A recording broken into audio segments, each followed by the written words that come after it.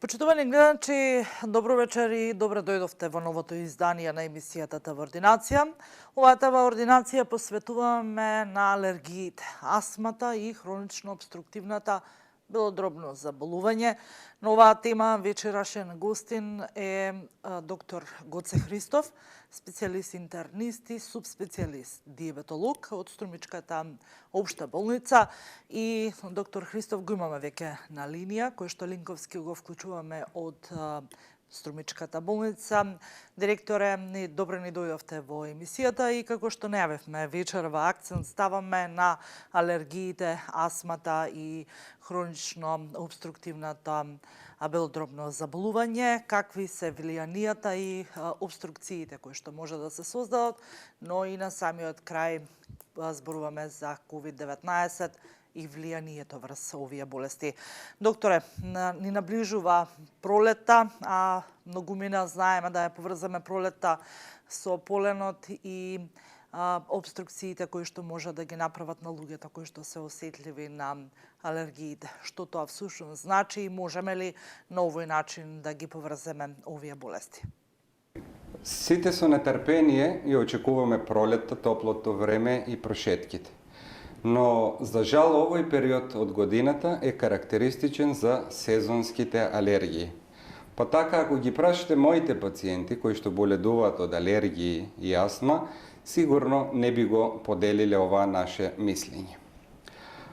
Поленот кој што се создава при цветењето на растенијата, кај одредена категорија на луѓе кои што се склони, односно предиспонирани кон алергии, предизвикува алергиска реакција. По дефиниција на Американската академија за алергија, астма и имунологија, алергијата представува стекнат потенцијал за развивање на алергиска реакција. Алергијата всушност е преосетливост, односно пречувствителност кон одредена субстанца, додека алергиската реакција представува абнормален имунолошки одговор на нашиот организам кон тие алергиски субстанции. Всушност, во нашето природно обкружување има огромен број на такви субстанции, кои кај здравата популација воопшто не предизвикуваат никакви тегоби, меѓутоа, кај популацијата која што е предиспонирана за алергии, има шанси да предизвика алергиска реакција. Всушност, тие субстанции кои што се инкриминирани се нарекуваат алергени, така да околу нас има мноштво од такви алергиски субстанции од типот на, како што спомнавме, поленот, разни видови на храна, спори, грини, влакна од животни, адитиви и така натаму. Најчестиот алерген во пролетта е поленот. Со создавањето и распространувањето во атмосферата на поленот, кај лицата со алергии, тој прави нарушување, односно промена на неговиот имунолошки одговор. Кај сите нас, имунолошкиот систем е одговорен да не штити од несакани нокси, како што се бактерии, вируси и така натаму. Додека кај лицата кои боледуваат од алергија, поради таа промена на имунолошкиот одговор, тие нештетни нокси, кои што ги спомнавме како алергени, кај истите би предизвикале алергиска реакција. Накратко, што всушност се случува кај пациентите кои имаат алергиска реакција? Доаѓа до создавање при контактот на алергенот со нивниот организам, доаѓа до создавање на антитела. Тие антитела се нарекуваат имуноглобулини Е и по состав се протеини и се специфични за секој алерген. Веќе при повторниот контакт на алергенот со организамот на пациент кој што страда од алергии, доваѓа до групирање, односно до врзување на алергенот за два вакви протеини, специфични имуноглобулини Е, кои што пак се врзани на одредени специфични клетки, така наречени мастоцити, кои што се наоѓаат на површината на кожата, во очите, грлото, носот, белите дробови, долж гастроинтестиналниот тракт и во едни клеточни елементи, така наречени гранулоцити, или ако повеќе сакаме да знаеме, базофилни гранулоцити. При тој контакт на алергенот со специфичните имуноглобулини Е на мастоцитите, ќе дојде до сигнализирање тие мастоцити и базофилни гранулоцити да синтетизираат едни хемиски материи, кои што се инфламаторни материи, тука би ги спомнал хистаминот, леукотриените, простагландините. Ефектот од создавање на овие хемиски инфламаторни материи е пикирање на таргет орган, кој што ќе ја пројави клиничката слика како резултат на таа алергиска реакција. Ако заклучивме дека алергиските субстанции уште се нарекуваат алергени, нив можеме да ги поделиме во неколку поголеми групи во однос на начинот на кој што тие доваѓаат во контакт со нашиот организам. Па така имаме контактни алергени, тука спаѓаат разни хемикали, пареи, накит, козметика, нутритивни алергени, од храната доста инкриминирани се, кикириките, оревите, чоколадото, јаготки, разни адитиви и додавки кои што во денешниот тип на храна многу често се додаваат како додатни материјали. Трета група ни се респираторните, односно инхалаторните алергени, кои самите по себе пак се делат на надворешни и внатрешни. Од внатрешните се влакната од животните, домашната прашина, грини, спори, а од надворешните, како најчест би го спомнеле, поленот.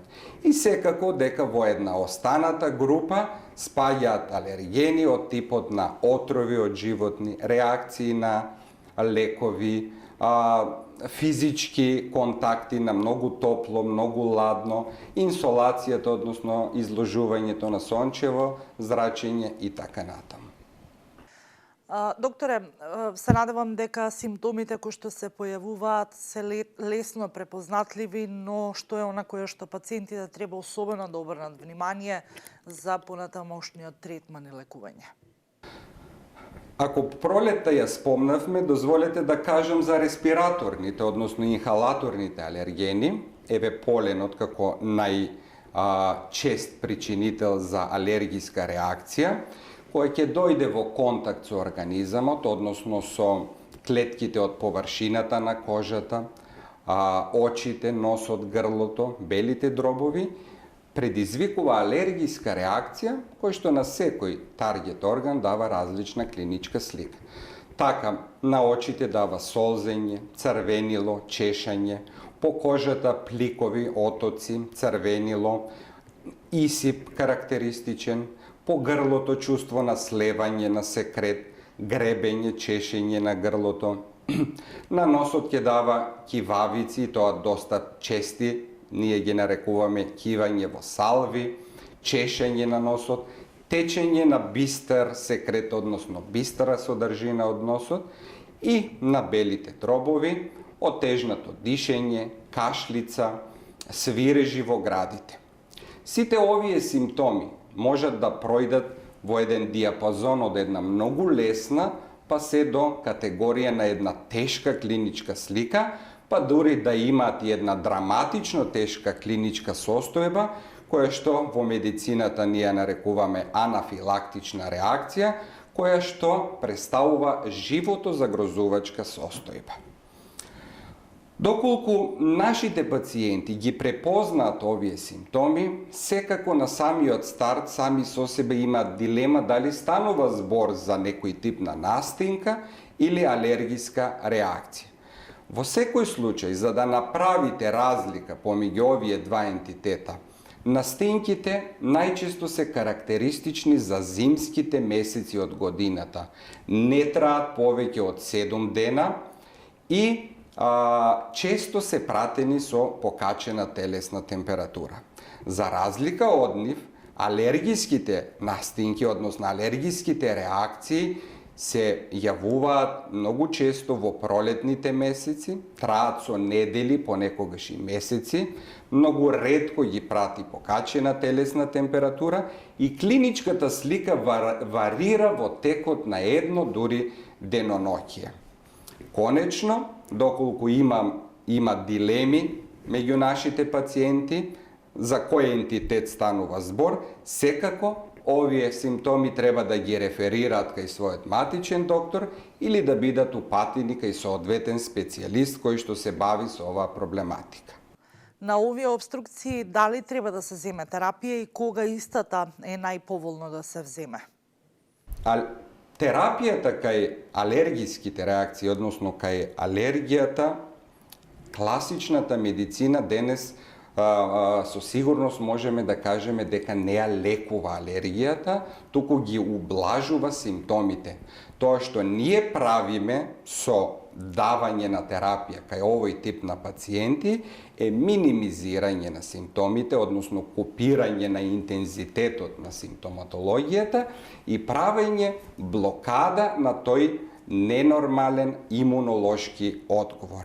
Значи, патеките во однос на лекувањето на алергиите можеме да ги поделиме на 3 дела кои што некои знаат да течат и паралелно. Така да најбитно, примарно, кај овој тип на пациенти е избегнување на алергиската супстанца, односно на алергените, или на друг начин кажано експозицијска профилакса. Многу тешко е кај пациент да постигнете да се одбрани или заштити од поленот, кој што го има насекаде околу нас во пролетните месеци, кој што е тие се многу мали честички, невидливи со голо око. Меѓутоа, советот кој што треба да го даде докторот во смисол дека во тие периоди кога цветат растенијата и има огромна концентрација на полен во крв, во воздухот, треба пациентот да се заштити, да седи дома со затворени прозорци, дождливите денови да ги бира како денови за прошетка. Исто така, кога е во автомобил, прозорците да бидат секогаш затворени, со тоа се намалува концентрацијата на поленот во автомобилот. Во однос на другите типови на алергени, секако доаѓа во обзир да се користат антиалергиски навлаки, наперници, душици и така натаму. Вториот чекор кон третманот на алергиските реакции е медикаментозниот третман. Уште еднаш би напомнал дека овие лекови не ја лекуваат болеста, туку само ги ублажуваат симптомите. Нив ги има поделено во неколку групи, така наречени антихистаминици, кортикостероиди, деконгестиви. Сите тие влијаат на начин да се намали кашлицата, слевањето на секрет, чешањето, црвенилото и така натаму. Третиот ентитет е имунотерапијата. Всушност, имунотерапијата е таа која што ја менува алергиската конституција, алергискиот статус кај овие пациенти и уште се нарекува алергиска вакцинација. Меѓутоа, тука треба да спомнеме дека се уште таа е достапна само кај пациенти кои што се моносензибилизирани, односно пројавуваат алергиска реакција само кон еден тип на полени. Докторе, од каква важност е континуираното земање на терапијата кај овие болести? Бидејќи и алергијата, и астмата, и хроничната обструктивна белодробна болест представуваат хронични заболувања, самиот збор укажува дека и третманот на овие болести е хроничен, односно доживотен.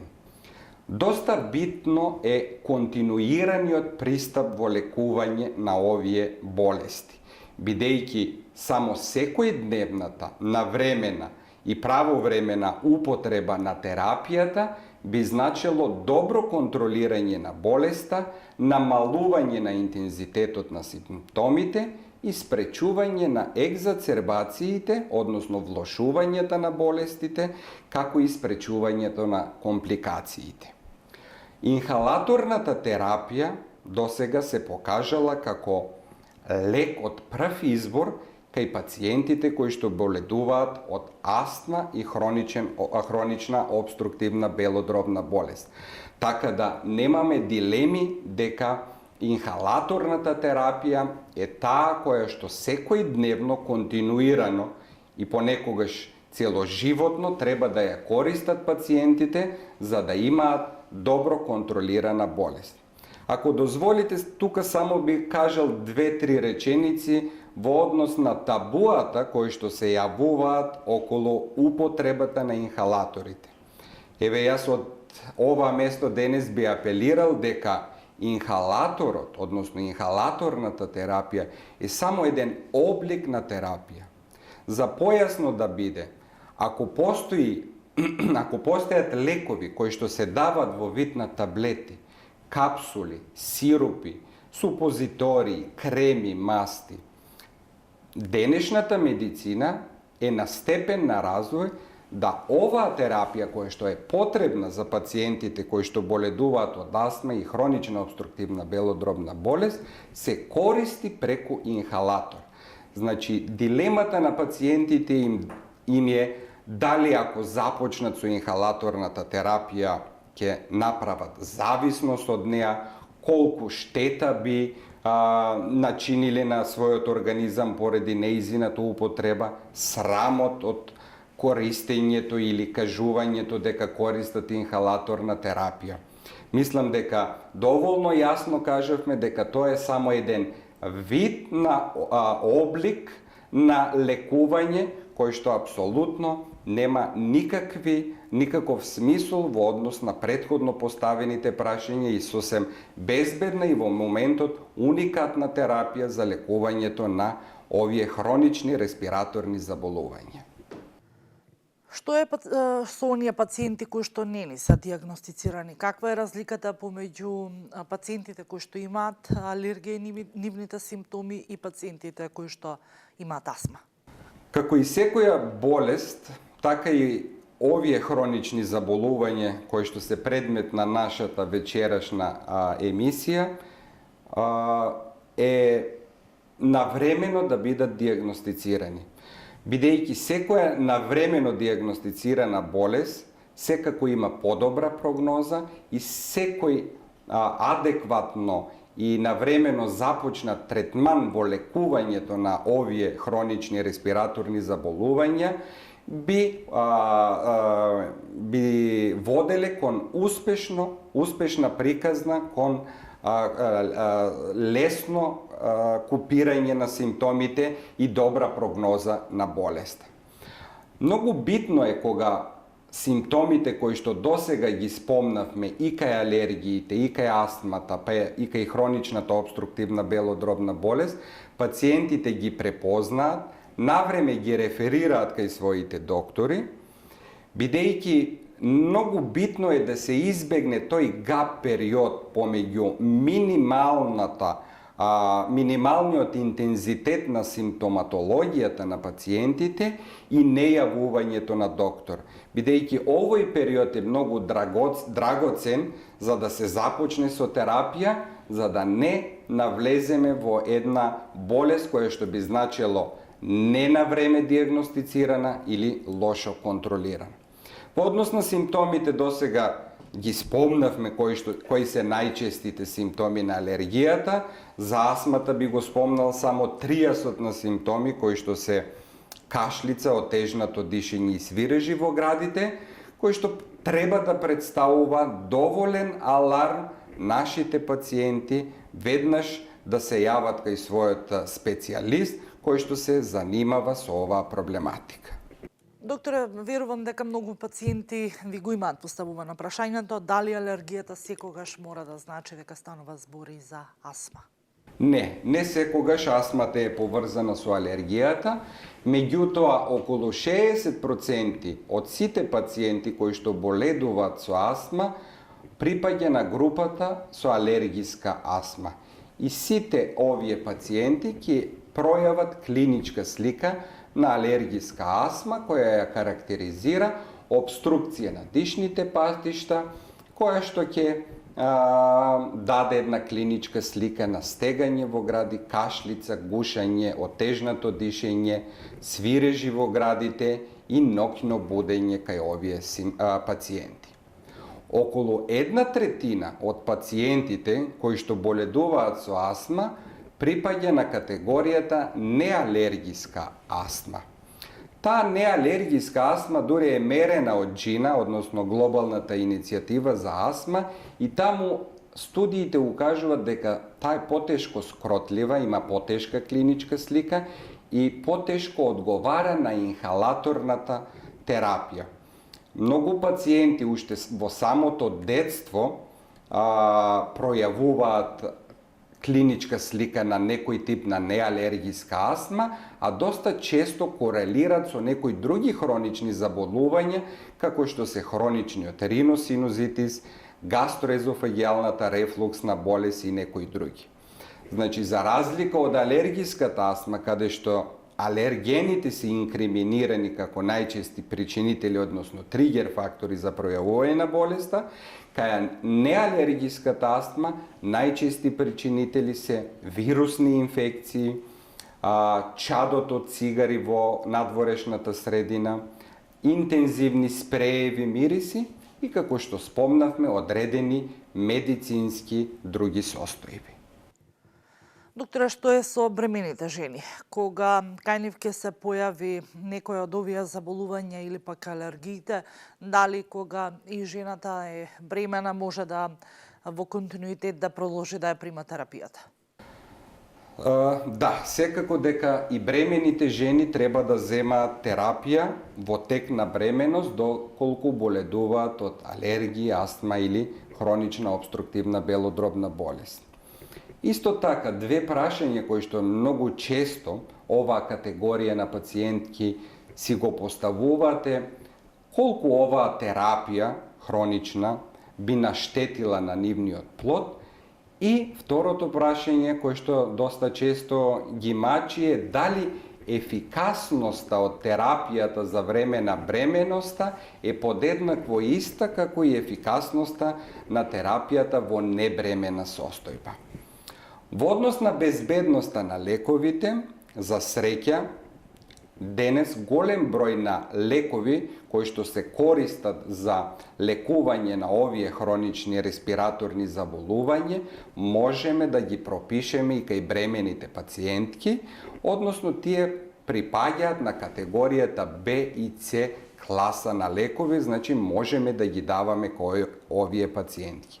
Меѓутоа, јас што сакам да потенцирам овде е дека не треба на своја рака од било какви стравови нашите пациентки кои што се бремени да ја прекинат својата хронична терапија, бидејќи и пред бременоста добро контролираната астма значи дека и во тек на бременоста тие ќе имаат многу по-благо изразена клиничка слика, секако ако во договор со својот специјалист кој што ги води, направат реевалуација на терапијата, бидејќи, како што спомнавме, има плејада на лекови кои што се одобрени за овие хронични респираторни заболувања за време на бременоста. Докторе, каква е целта на лекувањето на астмата и дали астмата излечува болест? Целта на третманот на астмата е да се постигне квалитетен живот на пациентите со астма. Имајќи го ја предвид природата на болеста на астмата, која што ја карактеризира реверзибилност и варијабилност, што не е случај кај хроничната обструктивна белодробна болест, нашата цел како доктори кои што се занимаваме со оваа проблематика е на сите пациенти со астма да им обезбедиме нормален и квалитетен живот. Тоа би подразбирало живот без дневни симптоми, живот без ноќни будења, живот без употреба на спасувачки лекови, односно реливер терапија, минимизирање на екзацербациите и конзервирање на вентилаторната функција. И ви истото прашање ви го поставувам и за хронично обструктивното заболување на белите дробови. Дали истата е болест која што се лекува и дали може да се излекува воопшто?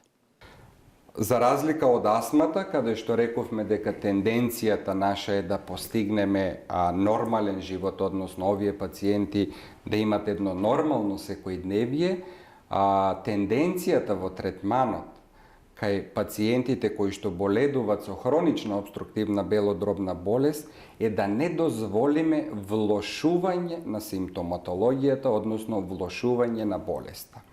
Тоа би значило да не дозволиме, третманот би бил императив да не дозволиме влошување на симптоматологијата, да постигнеме еден солиден здравствен статус кај овие пациенти, да ја подобриме толеранцијата на напор кај овие пациенти, да влијаеме врз третманот и превенцијата на компликацијата, да влијаеме врз превенцијата и третманот на екзацербациите и секако да ја намалиме смртноста кај овие пациенти. И астмата, и хроничната обструктивна белодробна болест се хронични доживотни болести. Така да во моментот не постои одреден временски интервал, ниту пак медикамент за кој што би кажале дека би ја излекувал една од овие две болести. Меѓутоа, секојдневното, континуирано земање на инхалаторната терапија би значило подобрување на целокупниот здравствен статус кај овие пациенти и живење на еден живот кој што би представувал квалитетен за овој тип на пациенти со хронични респираторни заболувања.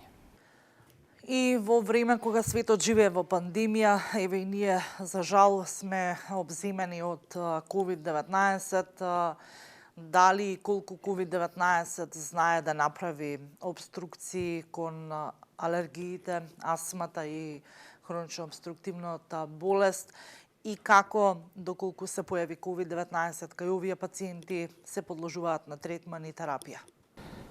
Ова, да, како што спомнавте, е најактуелно прашање и секако дека една категорија од најзасегнатите пациенти кога станува збор за COVID-19 инфекција се пациентите со хронични респираторни заболувања. Сите овие наши пациенти со астма, ХОП треба да имаат во предвид дека доколку забележат промени во однос на симптоматологијата, доколку забележат некој замор кој што предходно не бил карактеристичен, доколку се интензивира кашлицата или пак пројават некои нови симптоми, како покачена телесна температура, болка, исплувување на крвичав искашлок, сето тоа треба да представува аларм, веднаш да го информираат својот матичен доктор, кој што во оваа вонредна состојба, односно во време на оваа пандемија, би дал адекватна терапија или би дал соодветни насоки, бидејќи истите представуваат централна карика каде понатаму овие пациенти да ги пренасочат на секундарно здравство во болница, центар, односно кабинет за пулмологија, терциерно здравство и така натаму. Тоа што се поставува како прашање, сета ова цела година дори живееме со COVID-19 вирусот, е употребата исто така на инхалаторната терапија кај пациентите со хроничните респираторни заболувања. Значи, доста често и кај самите пациенти, а и во стручната јавност, постојат дилеми околу тоа дали за време на пандемија, односно дали доколку пациент заболен со пациент кој што боледува со хронично респираторно заболување, треба да прекине или да ја користи својата хронична инхалаторна терапија. Консензус на сите пулмолози во светски рамки е дека инхалаторната терапија е етаблирана и таа треба редовно да се зема за време и на ковид инфекција кај пациентите со хронични респираторни заболувања.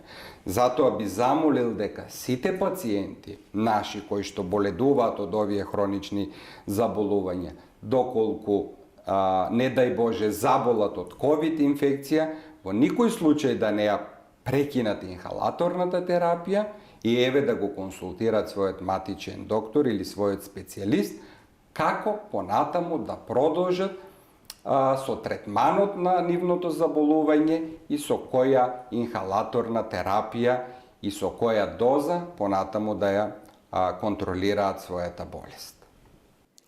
Докторе, јас ви благодарам што одвоивте време и бевте вечерва заедно со нашите гледачи на ТВ Ординација. Заедно успеавме да им ја пренесеме сликата за значењето на алергиите, колку и како треба да се препознаваат алергиите и да се направи разликата помеѓу другите обструктивни болести.